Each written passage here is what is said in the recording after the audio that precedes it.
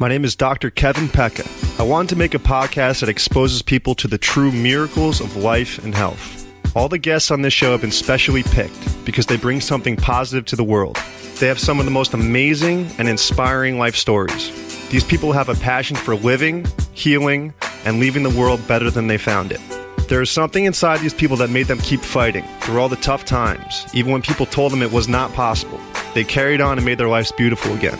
And now they are sharing their experiences with the world. This is the Expect Miracles podcast. Enjoy the show. Today on the podcast, we have Dr. Ian Bulow. Dr. Ian Bulow is a brilliant Blair Upper Cervical chiropractor out of Pittsburgh, Pennsylvania. He is one of the few upper cervical chiropractors in the country with a diplomat in upper cervical neurology.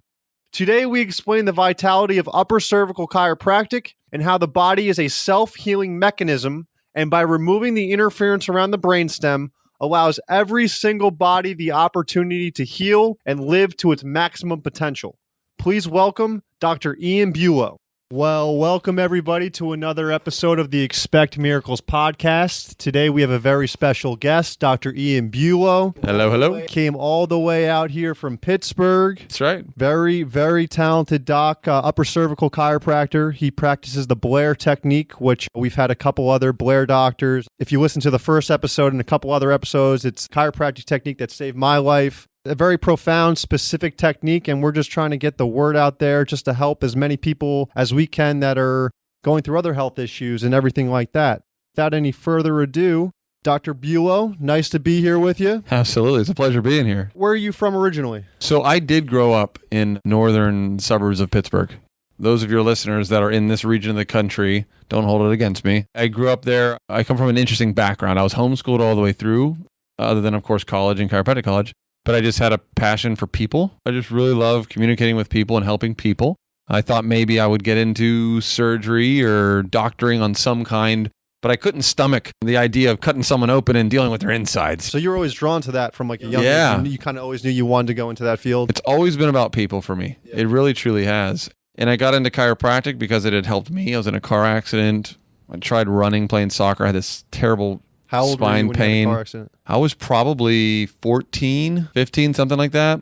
My mom's always been very natural minded. Like holistic minded? Yeah, holistic minded, always took vitamins, always ate healthy. And so she took me to the area chiropractor, had some work done, helped me out. Non-upper cervical chiropractic? No, this chiropractic experience was a standard chiropractic experience, just standard spinal manipulations down the back. A few weeks later, I'm feeling better. And I never really thought about it as a profession until I had met a couple guys that were friends of mine that were really healthy. They were other homeschoolers. We were home one day and we were having lunch midweek. We're homeschoolers. We're not in school. We're at home. And their dad was a chiropractor. And he came home for lunch. And I thought, wait a second, I can help people. You know what I mean? I can help their health and I can have lunch with my family.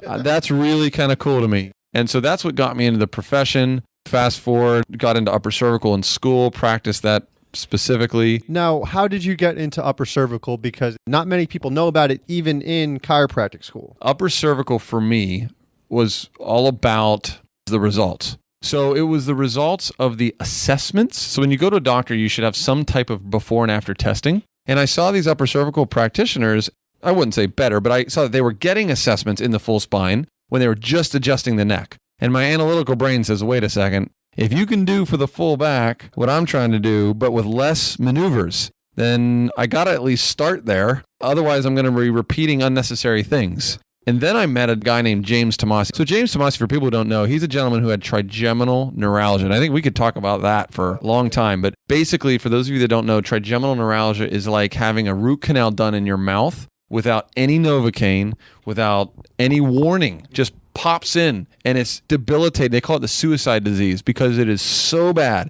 Here's this guy, comes to an upper cervical club at school and he's talking from the stage about his experience with upper cervical. Is he a doctor or just a patient? No, he was a patient. Wow. Yeah. That's when you know it's powerful, when you have the patients going out there and telling everybody, yeah. Absolutely. So he shows up and his story is he had trigeminal neuralgia for 12 years. Most patients with trigeminal neuralgia, it hits them intermittently like lightning strikes. He had it relatively constant for the last 2 years of that 12-year period.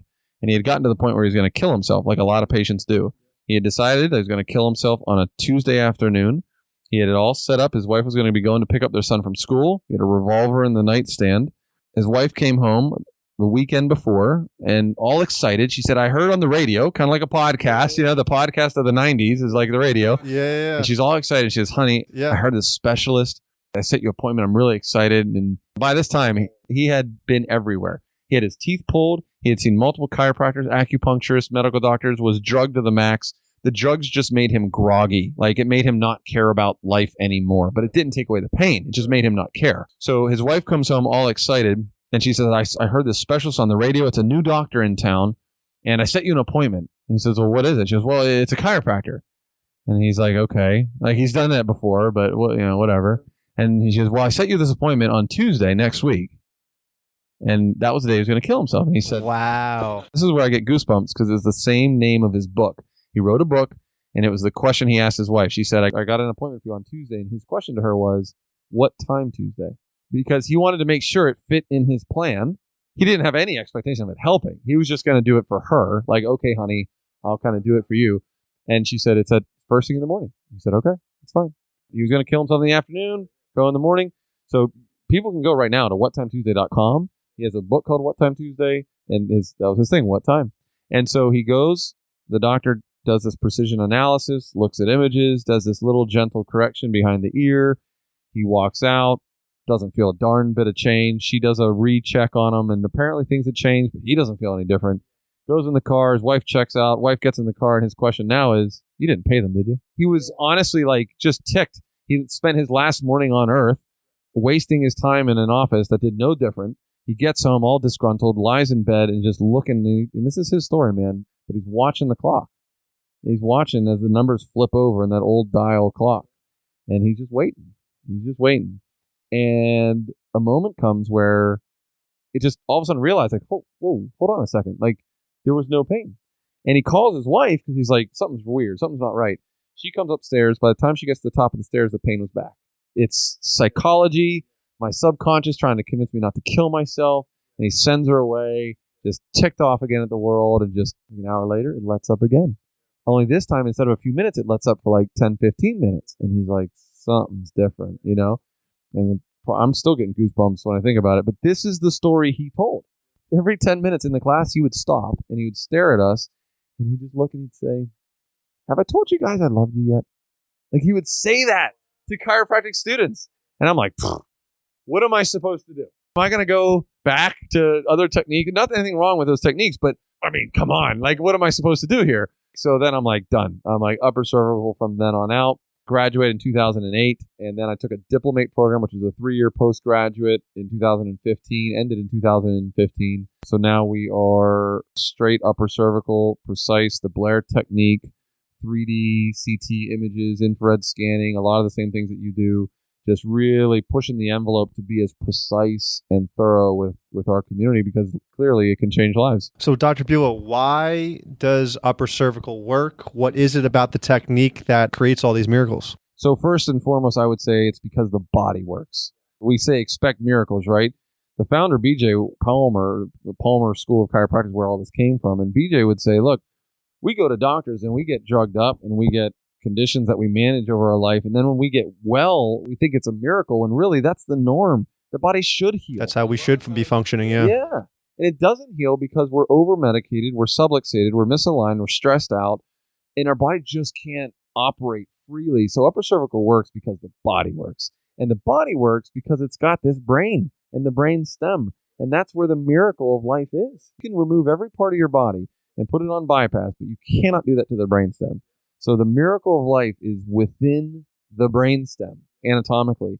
So the upper cervical spine, the upper neck, because it has such a big influence on the brain, we're looking at MRI studies now, before and after adjustments. We're looking at all kind of like brain scans, looking at change of the frontal lobe before and after spinal adjustments.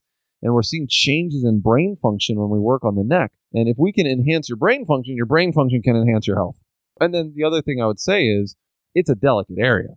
So just because the area is important doesn't mean you can go home and manipulate your own neck and call it a correction. You can't fall down the flight of stairs, snap, crackle, and pop your whole way down and say, I fixed my neck. It's like, not usually, right? Falling down the stairs is not advisable. And so somewhere between falling down the stairs and a 3D image guided precision correction, there's this range of taking care of your neck.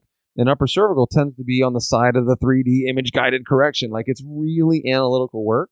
So if there's a misalignment at the base of your skull choking off your life supply, then we're going to get in there and we're going to respect it. We're going to take images. We're going to do infrared scanning. We're going to see when you need to be adjusted, when you need to be left alone so we don't over adjust you, and how to adjust you in such a way that you barely feel it. It's super gentle, but yet we're doing pre-post testing to make sure we're reducing inflammation levels. So it's got the philosophy, the science, and the art, which in chiropractic, we look at chiropractic as a holistic three-legged stool of a philosophy, science, and art. So we got the philosophy of life is intelligent, give it a chance. We in upper cervical use science, a lot of infrared imaging, a lot of three-dimensional imaging, and then the art, the very gentle adjusting, no turning, twisting, cracking, or popping. We really want to be as precise and gentle as possible. And that's really what kind of drew me in. And that's where I think upper cervical really excels. I kind of wanted to talk about trauma because a lot of people say, I've never been in a huge car accident, never had any trauma. How on earth am I feeling like this? Why am I feeling like this?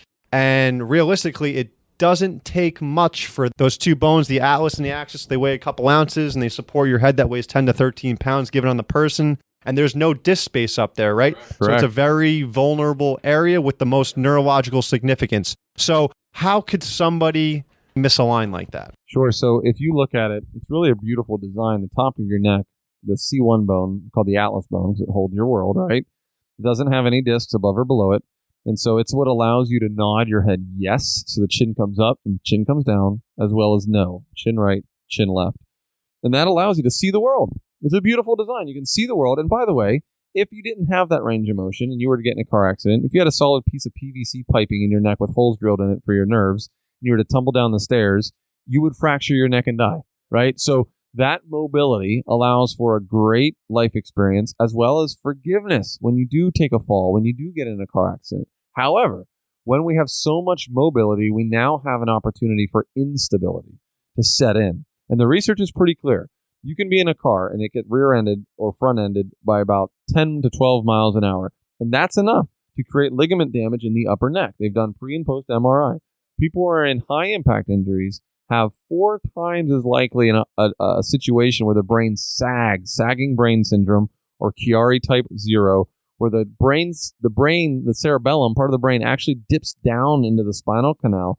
And it's like a dish rag in your kitchen sink. It clogs the fluid. And if your fluid can't go up and down and in and out, and it pressurizes your head. So you got people with a pressurized headache, bounding headache, mental fog, post-concussion syndrome, all of that stuff, high blood pressure, trouble sleeping, trouble swallowing. That's a brainstem upper neck issue from trauma. And I will say something else. The neck and the back and the holes that go through them that allow the nerves to come out are a lot like the heart and the arteries where the blood pulses through. And when you have stenosis of the artery, of plaquing and clogging and all that, the end organs that depend on that blood supply, that oxygen supply, it suffers. What I've seen clinically is patients that have degenerated and arthritic spines tend to be the sickest people that I see. It's not a coincidence. They're the ones that are on chronic medication use and have chronic problems. And by the way, full circle, bringing it back, they are also the ones that had the injuries.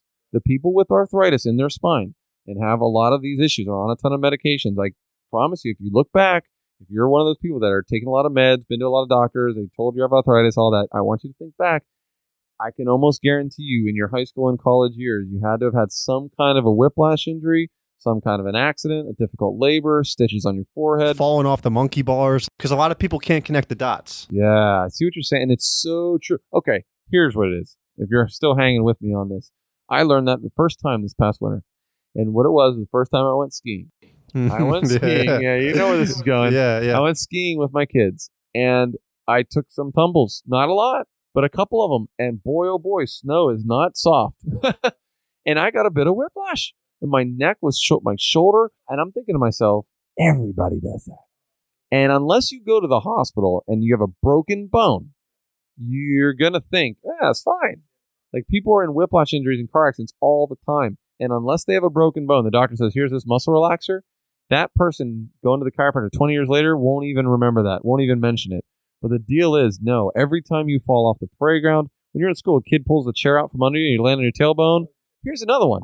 Those of you, I don't know if you've been out to Pittsburgh, but we have a park called Kennywood. It's an amusement park. And in Kennywood, there is a ride called the Steel Phantom. Phantom's Revenge now, which is the second edition. The original, the support bars came down like a cow dragging the plow, right? It came down on the chest and around the shoulders. It was a hard, dense rubber, and it sat right at the level of your neck.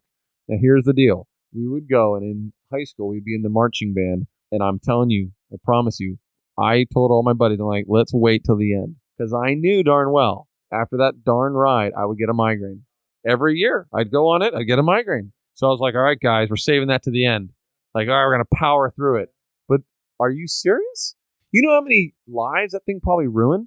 Because every time it took a bend, your head would whiplash to the side and your neck would get punched by that support. So your atlas is getting banged left and right and left and right. Stuff like that absolutely set in motion a domino effect that years later that person is going to have digestive issues, autoimmune issues, all of that. Absolutely. And people think after a while living with pain is normal, that they can't live like a normal life again. Well, they just get used to the pain levels and the medication just keeps piling on and they're just masking the symptoms. I think it's important for people to realize that you really can do better. And it's not coming from a place of judgment. It's coming from a place of encouragement. If you're on a lot of medications, don't give up. You got an intelligence in you that's there, man. You just need to get in and try and reverse things and correct things back to the way things are. And if you've been to tons of doctors, been to tons of chiropractors, it's all right. We don't give up hope on you, man. Like, we can work on it. Yeah, your body's way too intelligent and too miraculous to ever give up hope. What you were saying is a dangerous condition where people learn to live with it, where it's like, this is just me. It's who I am. Hi, I'm so-and-so. I'm a diabetic. Hi, I'm so-and-so. I have fibromyalgia. It becomes like this label, and it's a dangerous place. Oh, yeah. 100%. So if you're there saying, no, I've always had migraines. People become their condition. I was that person. I was like, I had a brain injury. I had a traumatic brain injury. I'll never live a normal life again because I had so many people telling me that. Yeah. And you start to believe them. It's dark. It's dark because we don't want to give false hope, but we never want to give up hope. Absolutely. Yeah. You just never know. I've just seen too many cases of people that have been through it all and said that they're never going to get better, and then they get better. And it's like, we can never give up the potential of hope, especially if we find pressure. That's the thing also. We said, look, just come in for a scan. Consultation, yeah. Evaluation and see, is there something in here that could be diminishing the quality of life coming from your brain? If there is, we'll tell you what we need to do in order to fix it. If there's not, then we'll partner with you and find someone in your community that can help. But it's always worth at least consulting. If you've never been to an certified upper cervical chiropractor. Yeah. And obviously you do get some of those people that their first adjustment, they are thrilled. They're through the roof. Everything is fantastic. But through most of our patients, it's a wild ride back to health. Yeah. It's not a straight shot back up. It dips down and goes back up, and could definitely take a little bit. I tell my patients like a roller coaster. The first 2 to 4 weeks is like a roller coaster. And then I also tell them it's a lot like braces. Get those brackets on, and when you're straightening out a misaligned spine is what we're talking about. An upper neck subluxation is a misalignment that affects the nerve impulses and the health of your brain. But as a whole, stepping back, it's a misaligned, twisted spine. And if I want to straighten that spine out, it's a lot like straightening your teeth. And when you slap braces on, you tighten them, you adjust the tension of the wires. Those teeth that are crooked have to become straight, and that doesn't always feel great. Some things will get better, some things will flare up. As long as we keep your indicators, remember, every good doctor should have before and after indicators. As long as your indicators are trending in the right direction, we know that you're going to come out of this hole. And that's the pretty cool thing about the work we do is it's measurable progress in reasonable time. I love Jim Rohn. Yeah, just measurable progress, reasonable time. If we can see that scan coming along, we can see the shoulders and hips leveling off, we're going to know you're going to make some good progress here in reasonable time. Now, there's research on this. Upper cervical care, the first 17 days, headaches, neck, and back pain on average are about halfway better. And satisfaction rating in that study was 9.1 out of 10. Really happy folks, reducing pain, getting better quality of life within the first couple weeks of their care. That's not bad. And it doesn't mean you're 100% doing cartwheels and rainbows. It means you're making measurable progress in very reasonable time. And as upper cervical chiropractors, because we know it helps with so many conditions, fibromyalgia, multiple sclerosis, migraines, neck pain, back pain, why is it that we can treat such a wide variety of symptoms? And it's almost like we say we don't treat symptoms in our office. Why do we say things like that? Because if I wanted you to be out of pain, I'd just hook you up to a morphine drip. So my job is not to treat your pain. That's what really a good pain center does. There's a difference between health enhancement or disease management. So if you have a headache, you can take a Tylenol and it's going to take care of that headache. It does nothing for any other area of your body, but it does help your headache. Now, that's covered by insurance. It makes sense. It's all A to B to C. It's square problem, square solution. It all works. If you go to, say, a wellness doctor, like a chiropractor or a nutritionist or a dietitian, and they say, hey, how much water have you had to drink? And you say, oh, gosh, does Pepsi count? And they say, no, you got to drink water. You say, oh, okay. I'm going to start drinking water. So they start drinking water and their headaches go away. Now I go back to my doctor. I go back to my insurance company. I say, hey, look, I just started drinking a ton of water. My headaches are gone. That's really cool. Here's my receipt to the grocery store. I'd like reimbursement for my water, please. Your Blue Cross Blue Shield is going to be like, I'm sorry, ma'am, we do not cover water. It's like, well, what do you mean? It treated my headache. Well, that's not actually a treatment for a condition. Water is something that just enhances the quality of your life. So we don't cover that, which is interesting, right? It's like the car insurance, it's going to cover the wreck, but not the oil change. In chiropractic, when you really come down to it, and it comes down to brass tacks, we are correcting spinal misalignments to improve the quality of brain function, which we know drives the innate intelligence of your body. Your body innately heals. It wants to heal. And that adaptability and control is driven by the brainstem. So if we open that channel up where the brain can communicate, it doesn't matter if your problem is neck pain, shoulder pain, back pain, hip pain, knee pain, stomach pain, fibromyalgia, chronic fatigue syndrome, MS, Parkinson's. I don't care what it is. If you take the pressure off the area that runs your body and allow it to run, you will run better. And I can't guarantee where you're going to head, but I know you got a miracle inside you, so I know you're going to go in a good direction. And so it's as simple, but yet as complex as that. And so that's why we say we don't treat things, because at the core of it, our intention is not to Band-Aid you up. It's to free you up. You know what I mean? And so if we can do that, it's more congruent. It has more integrity. Now, problem is we can do that with amazing things, but culturally we've been trained that I need a treatment for my condition.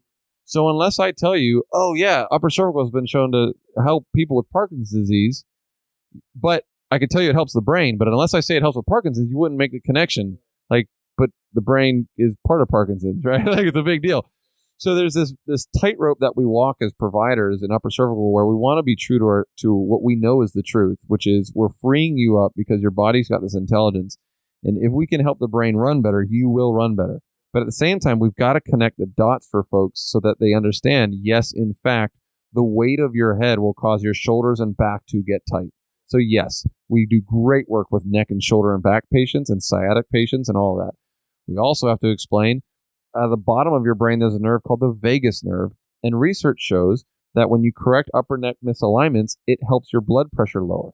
So people with high blood pressure, this is just blinded research, people with high blood pressure had a drop in systolic blood pressure, the first number, by 14 points. And a placebo group who didn't know they were getting a sham adjustment had no change at all. That was the Dick Holt study in 2007, 2008. Hit Good Morning America. Great study. But we need to connect the dots. So, yeah, if people have questions, they should ask. They contact you, contact us. We'll find if there's research that supports it. Either way, we'd want to check and see. It's kind of like if you came in and say, oh, I've got all these problems. Have you had water? No. Let's start there. Let's start drinking water and see how you do. This is your brain. You can live so long without food. You can live so long without water. You can't live very long without air. You can't live a fraction of a second without your brainstem functioning. So we just say, let's just look. Let's just see. And by the way, speaking of conditions that people may not think about, babies, they're born. You check their heart, you check their liver, you check everything. All three of my girls were cesarean, which I don't love. And I don't say this with judgment, but it's the most traumatic you can have. And my nephew was actually a failed induction. My sister labored with my nephew. When that didn't work, they did an emergency cesarean, cut him open, pulled out by the head. So first his head is compressed. Then it's yanked, in and out of the ER. So it's just one of those things where you just don't know unless you check and see. And all we're saying is, look, come on in, man. Let's just talk. Let's just see. You have no idea unless you see. You know, just imagine someone who has no idea the benefits of water. They grew up on Pepsi. They have no idea. They have all these health issues. They're getting medicated. And then they meet someone that's like, have you ever tried water? And like, what's that? But that's how crazy it is for us, right? But think about that person. They don't know. They say, what's that? That tastes weak. It doesn't even have the bubblies. Like, that can't be good for me. It's probably dangerous. People drown in water. Like, why would I have water? Why do you want me to drink that stuff? So that's how crazy it is. People look at chiropractic and they're like, you do that on kids? Like, what's the alternative? You're going to go on medications on the baby? You're going to go on surgery? Like, now granted, don't get me wrong. My diplomat, we're very friendly now with neurologists and all of this. Like, there's no problem with us in medicine. And I'll be honest, most medical doctors that we interface with, when they learn about specifically upper cervical and all the research behind it, they're totally fine. They're totally fine. We get referrals from concussion doctors and neurosurgeons and things like that. Especially they're using the forceps to extract them out. And you may notice, I'm not, in anything I've said, I'm really not bashing medicine at all. At all. Now, I used to be like, you're crazy, it's going to kill you, blah, blah, blah. It's like, no. There's a time and place, and thank God for medicine, man. I mean, when people are in emergency situations, we were at a 4th of July community event. Someone stepped on her foot and like tore her toe open, and there's an EMS nearby because there's parades and all that. And we went, and this nice guy like went and sutured her up and did everything. And as a parent, man, I was like, amazing. Like, thank goodness. I was like, wanted to kiss him. And all he did was bandage her up, like give her a Band-Aid, a butterfly stitch, whatever. I think it'd be awesome to be within medicine. Everything has its place. But the point is, if you're on a lot of medications and you're not getting better, and if you're out of the ER, your life has been saved, but you're just chronically in a state, in a funk, it's like, man, let's go. Let's talk. Let's see if we can turn it up a little bit. That power, that life that comes from the brain. Let's just dial that up, raise the dimmer switch, and see what your body can do. So this is kind of fun because, like I said at the beginning, for those of you that have been listening from the beginning, this is something I want to do. I've been doing live videos on my clinic's Facebook page, which is Revive UCC. So people can find us on www.reviveucc.com or revivepittsburgh.com. They both go to the same place. But then on Facebook, it's facebook.com/reviveucc. The clinical brand is Revive Upper Cervical Chiropractic. If they want to connect with me on Instagram, I am now a self-proclaimed millennial. And that's at Dr. Ian Bulow, DRIAN, B as in Bob, ULOW, Dr. Ian Bulow. In the future, I'm going to start doing more. I think on YouTube, we're at Revive UCC as well. Podcast and a vlog myself. This information needs to get out, man. Everybody's on the internet, and not everybody's listening to everybody else. So there's a time and place for all of us to get out and spread this kind of message, which is why I'm happy to do it, man. This is a lot of fun. I like it. And Dr. Bulow, while I still have you here, this is one question I like to ask all my guests at the end of the show. What is one piece of advice or information you've taken with over the years that's really stuck with you that you'd like to just share with the audience? That's really cool. That's a good question. Now, does it have to pertain to health or anything? Anything. Yeah. It's a loaded question, but super loaded question. So what's a good piece of advice? I mean, obviously, right off the top of my head is don't give up, because we're talking about health, and in that category, it's a journey.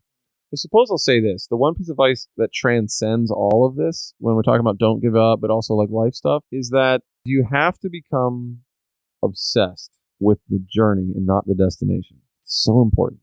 Said another way, success in any area of your life is the thing that you attract or the thing that you pull into your life by the person you become. So the journey is the process. It's the learning. It's the doing. The reward is what people think they want. I think I want to be healthy. I think I want to get good grades. I think I want a good job. You think you want to be a better person at those areas in your life. Because for you to get a better job, for you to get good grades, for you to get healthy, you have to become different. You have to do different things. So in health, if I want to become healthy, what kind of person do I have to become? What's the journey I have to obsess about? I guess I have to be a person who exercises. I've never thought of myself that way, but I guess I'm going to have to. You got to exercise. You got to become a good researcher. You have to step up a lot of areas in your life to become that person. I got to take care of my spine. Am I going to have to be one of those people to go to the chiropractor for the rest of my life? If you want to have a properly functioning spine and nervous system. Now, you don't have to. But if you want to be as optimum health as you can, yeah, you'll have to be that kind of person who goes in every now and again. Doesn't mean 3 times a week the rest of your life. It just means a few times a year at least. Are you going to have to eat right? Yeah, you're going to have to eat right. If that's what you want. Now, if that's not what you want, that's fine. If you want to take Tylenol the rest of your life, if you want to be in and out of the hospital, that's fine too. Whatever you want, But my best advice I could be is no matter what you want in your life, think about what kind of person would I have to become? Get that. You know what I mean? So if I want good grades, people who get good grades, what kind of people are they? Do they study? Yeah. Do they have certain life habits? Is it a coincidence that ultra successful people get up at 5 a.m. and exercise? Probably not. There's probably something to that. So am I going to have to be one of those early risers if I want to have a successful business? Probably.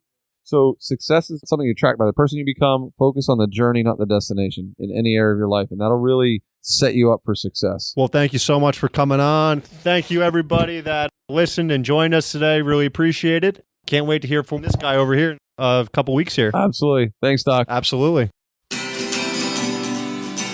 Thank you, everyone, for listening. If you enjoy the podcast, subscribe, give us 5 stars, and leave a review. It really helps boost the podcast and spread the good word. My chiropractic practice is located in West Orange, New Jersey at Montclair Upper Cervical Chiropractic. You can also find us on Facebook at Montclair Upper Cervical Chiropractic. All of my information is on my website at drkevinpecca.com, drkevinpecca.com. You can subscribe to my YouTube channel at Dr. Kevin Pecca for podcast episodes, patient testimonials, and educational videos. I have daily affirmations and inspirational quotes on Instagram at Easel Affirmations, EASEL Affirmations. And if you have any questions, feel free to email me at drkevinpecca@gmail.com, drkevinpecca@gmail.com. Thank you, everyone, and have a great day. Cheers.